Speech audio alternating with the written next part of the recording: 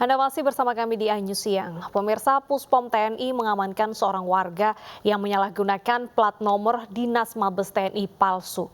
Selain melanggar ketentuan hukum, penggunaan plat nomor TNI palsu diduga untuk aksi arogan pemakainya.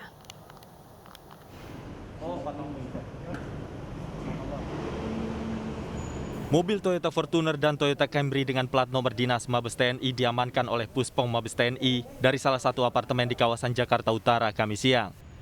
Selain menggunakan plat nomor Dinas Mabes TNI tidak sesuai peruntukannya, mobil yang ternyata dimiliki oleh warga sipil itu diduga juga sering disalahgunakan untuk arogan di jalan raya dan di kalangan warga apartemen.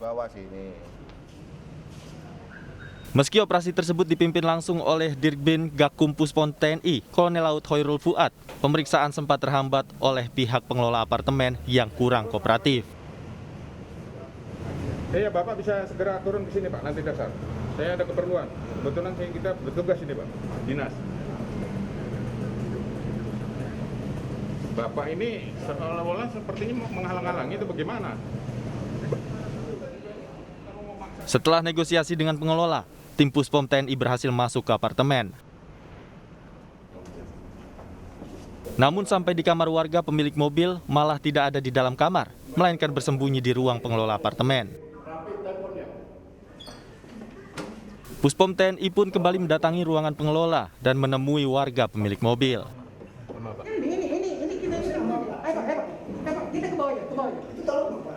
Tak lama kemudian warga sipil pemilik mobil dibawa keluar oleh tim Puspom TNI guna interogasi lebih lanjut. Karena yang bersangkutan adalah warga sipil, maka kasus dilimpahkan ke Polres Metro Jakarta Utara.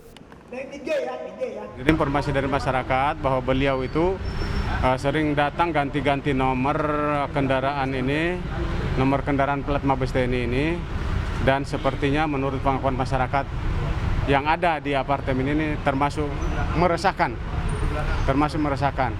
karena mereka mungkin menganggap bahwa saya ini tentara gitu kan.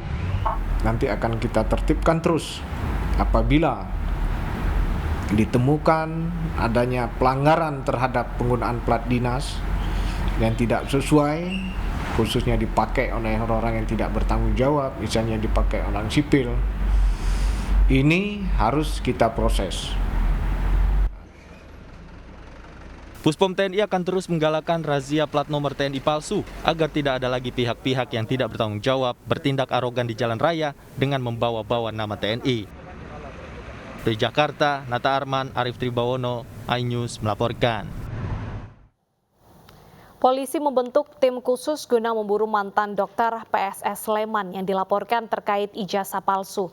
Polisi juga telah memasukkan yang bersangkutan dalam daftar pencarian orang atau DPO.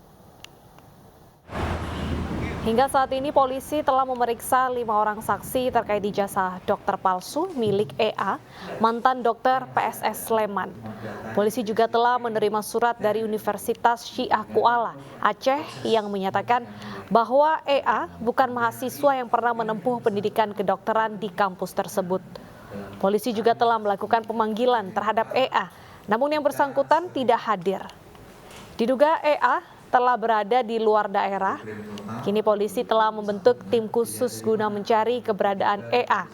Polisi juga memasukkan yang bersangkutan dalam daftar pencarian orang atau DPO. Panggil, namun ternyata tidak datang. Dan diduga sekarang ada di luar daerah dan sedang kita DPO yang penting.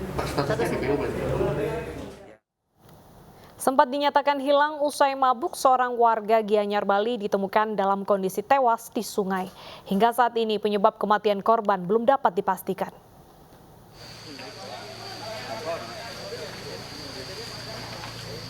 Kamis malam, seorang pria berusia 40 tahun bernama Iwayan Suweta, warga Banjar Benawa, Kangin, Gianyar, Bali ditemukan tewas di aliran Sungai Melange.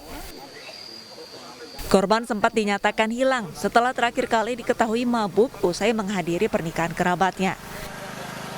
Warga kemudian mencari keberadaan korban di perkebunan dan pinggiran sungai. Hingga beberapa jam kemudian korban ditemukan dalam kondisi tewas. Warga pun kemudian melapor ke polisi dan BPBD. Dengan menggunakan tali, tim gabungan mengevakuasi korban dan jenazahnya dibawa ke Rumah Sakit Sanjiwani Gianyar, Bali. Jadi medannya di sana tidak terlalu ekstrim, sehingga proses evakuasi hanya 30 menit. Korban kita bisa angkat, korban dalam keadaan meninggal dunia. Hingga kini belum diketahui penyebab pasti kematian korban. Dari Gianyar, Bali, Ketut Catur Kusumaningrat, iNews melaporkan. Datangnya Natal dan Tahun Baru memberikan berkah bagi perajin bingkisan Natal karena tentunya pesanan melonjak 2 kali lipat dibanding hari biasa. Simak informasinya usai jeda berikut.